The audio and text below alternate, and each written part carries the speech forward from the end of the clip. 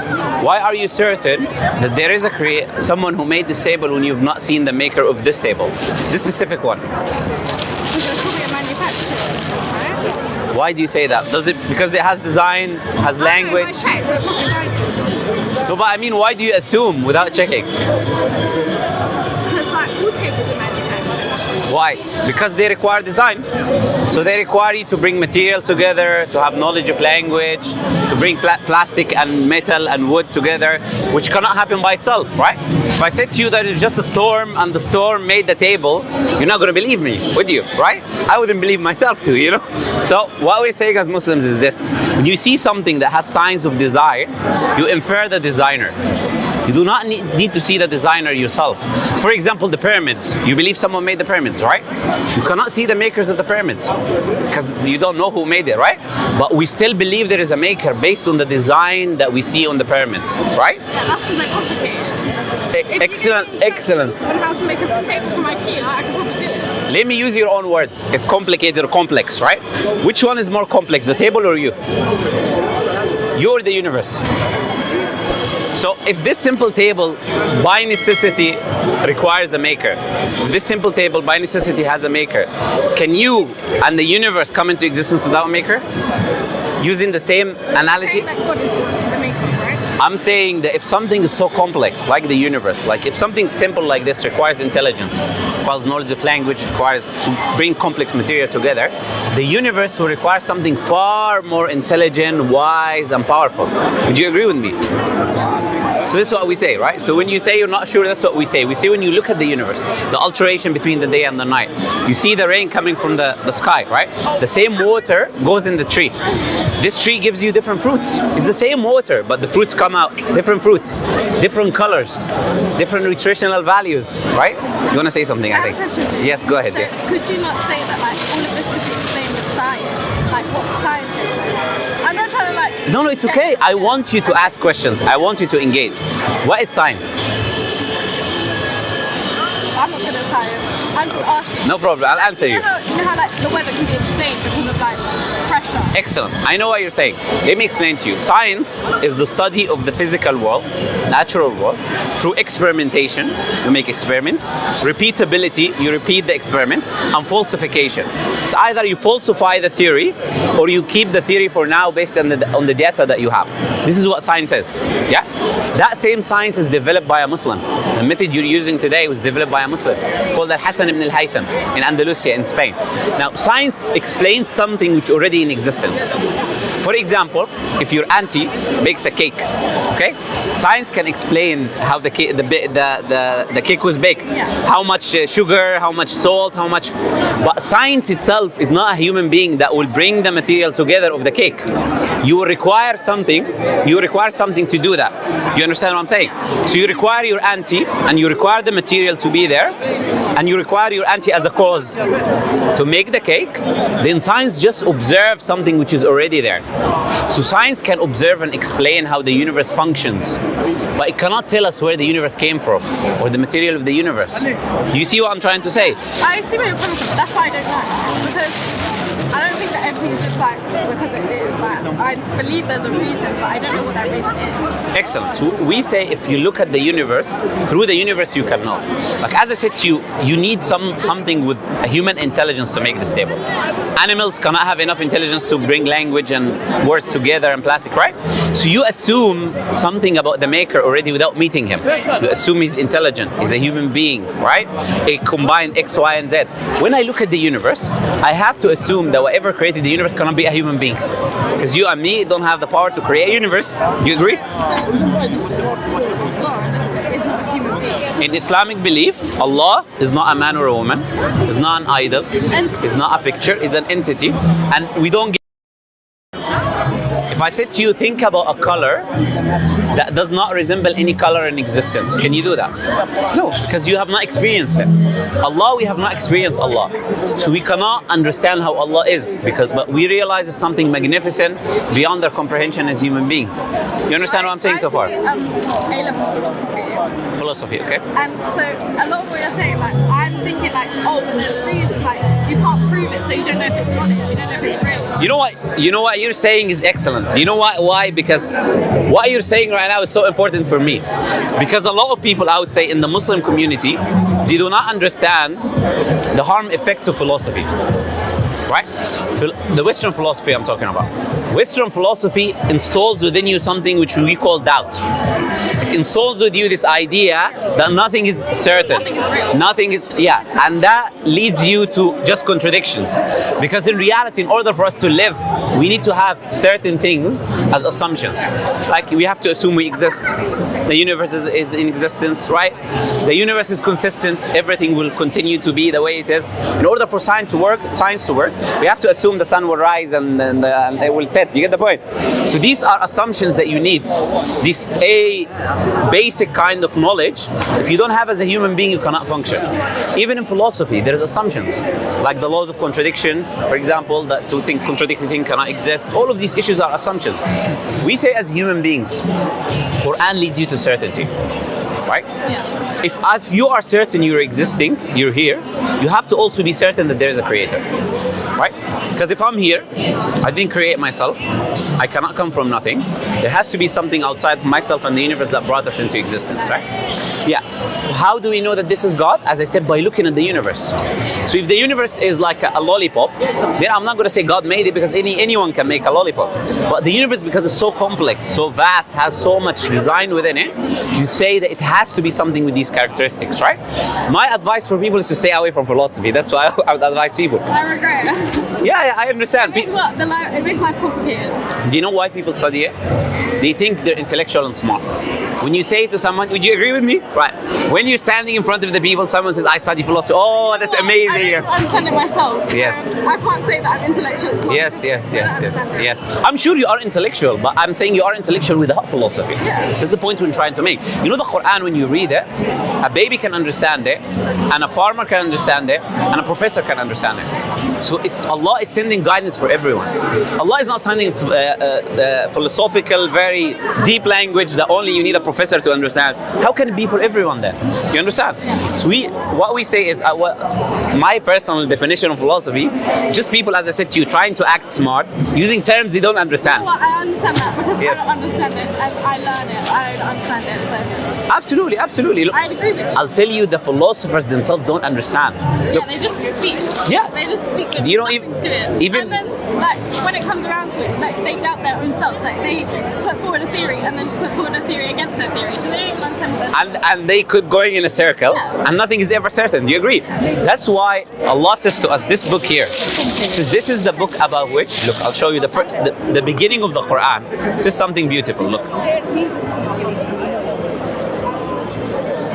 This is the beginning of the Quran, yeah? So we have chapter 1, which is very small, and then we have the biggest chapter, which is chapter 2, which is the real beginning, you can say, you know?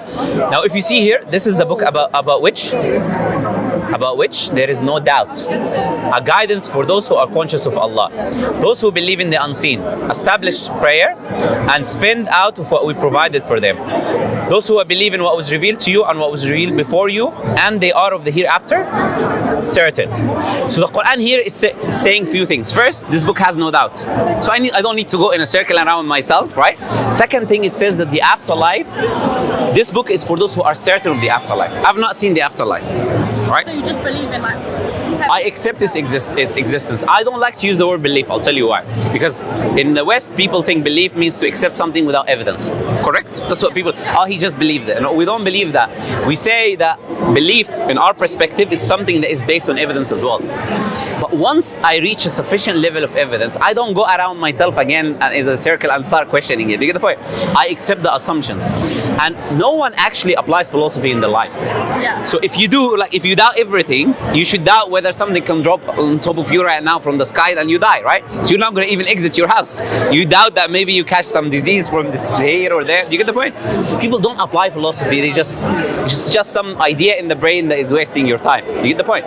So what we say is, this Quran is guidance. There is evidences for it being from God. For example, Prophet Muhammad, the Prophet and the Messenger that brought the Quran 1,400 years ago, that Messenger of God could not read or write. Prophet Muhammad. You know, in Mecca, there was very barely anyone who could read or write. You know, they were illiterate people. And in Mecca, they had no telescopes, no microscopes, no scientific equipment. Imagine yourself in a Bedouin country, just camels around you and a tent, right? Now, what kind of information would he have in his mind 1,400 years? Just basic superstition. You know, so like people believe that his horse is pulling the sun and there is a ball holding the earth. The Hindus used to believe that, you know? Superstitious beliefs, right? But look at the Quran and compare it to the reality today. You see that Prophet Muhammad 1,400 years ago is talking about things that we're observing today with our own eyes. Like we realize the universe is expanding. You know, the Hubble telescope, this mega telescope, in the late 1900s, we realized that the universe is expanding. The galaxies are moving away from each other. The fabric of space is shifting. It's called redshifting. It's shifting away and it's stretching. And that can only happen if the universe is expanding. So they said, you know what, the universe is expanding, and they got the Nobel Prize. But the Quran is mentioning that 1,400 years ago. The Quran is saying we created these heavens with power, and we are expanding it. Why is that important? Because if I made something, I know about it more than anyone else. So if this is from God, then God will tell us about the reality, and He knows about it more than anyone else. Do you agree? So Allah told us the universe is expanding. Quran talks about embryology, you know, the baby in the mother's womb, developing from stage by stage until it becomes a baby. Professor Keith Moore is a Christian. He's an embryologist. He said this book has to be from God. He has a microscope and he's looking at the process, and he sees the Quran is describing the same process 1,400 years ago. He says this book has to be from God. Prophet Muhammad has to be a prophet, you know? Even though he's a Christian and he died as a Christian, but he admitted that this has to be from the Creator, right? Quran talks about biological life and how everything is created from cells, and how cells are 60 to 70% water. The Quran says every living thing is made from water. So Allah is telling us. Yeah. You want to say something? Yeah. That's right. I get it. I get it. So do you understand why we say it's not just we say that it's just blind faith? Yeah. We say there are evidences. Evidence, yeah. Yes, we have evidences. That's one type, by the way. You told me a lot, and I believe it's true. Yeah. But you're telling me that came from. Yeah, and all of that is here, right? So if you open the Quran, like chapter 21, verse 30, look, I'll give you an example of what I was saying, you know? And while you're reading the Quran, you will see already that what I'm telling you is there, you know? Look. Have those who disbelieved not considered that the heavens and the earth were joined as one entity, and we separated them? And then we created from water every living thing. Will they not believe? It's a question for you, you know? Okay. So the Quran is mentioning water here, creating everything living from water. It can show you also embryology and all of that. So these are information within the Quran that shows it's from God. But not only that, Prophet Muhammad predicted the future. Like, you know, today me and you are living in this society. Prophet Muhammad predicted what's going to happen in it. For example, where's the tallest building in the world today? You know, it's in Dubai. You know Burj Khalifa? Have you heard of Burj Khalifa in Dubai? Yes. I thought it was the Taj Mahal. No. But the tallest That's building. one of them, right? Yeah, no. It's I don't think it's tallest. It's one of the sites, the scenes for culture and things like that. But it's not the tallest.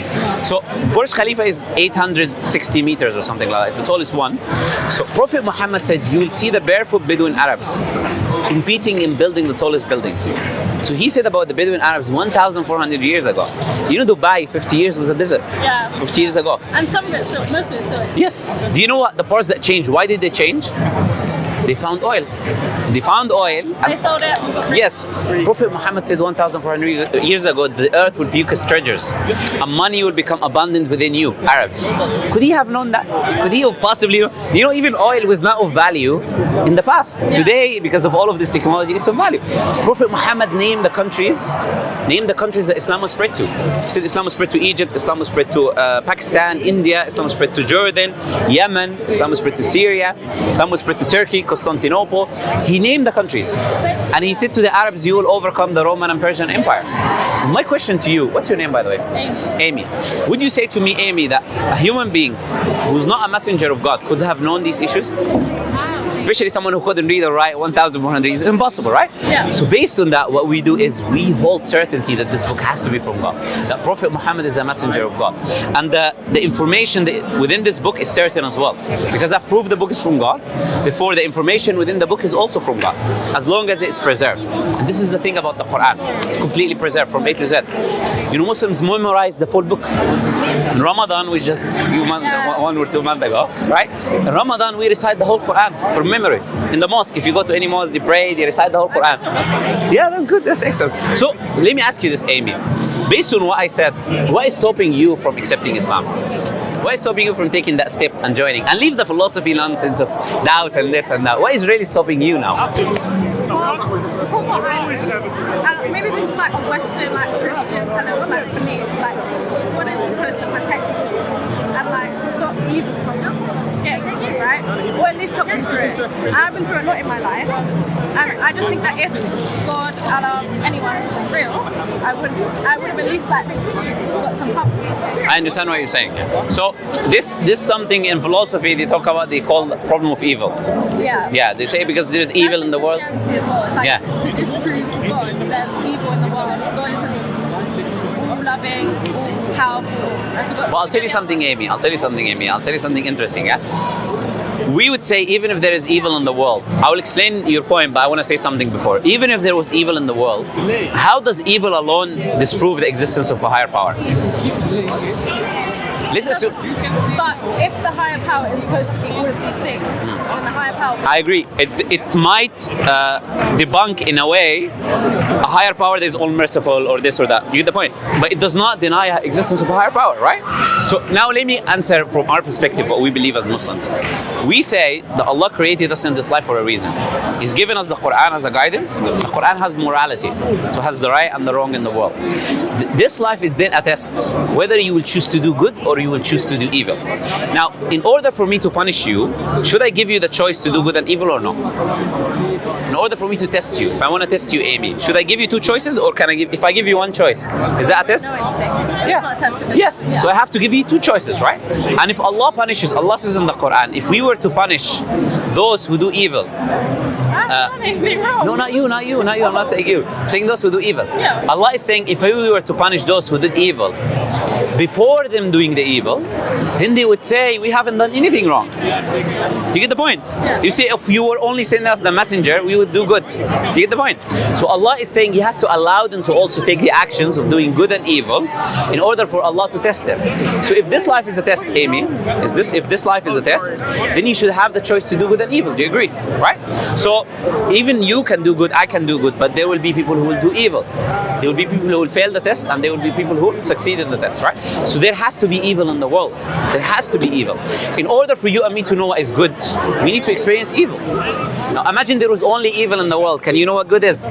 No, right? So in order for you, do you see the point, right? Yeah, very good point. So if we go to paradise, sister, in order for me to evaluate paradise and be happy, I need to understand first what suffering is, what bad is, so I can appreciate the blessing of being paradise. You know, we're born with certain privileges.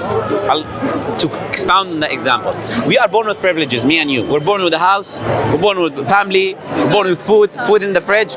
We take these things for advantage. Do you agree? Because we had them from the beginning. If you always had good from the beginning, you will take it for advantage.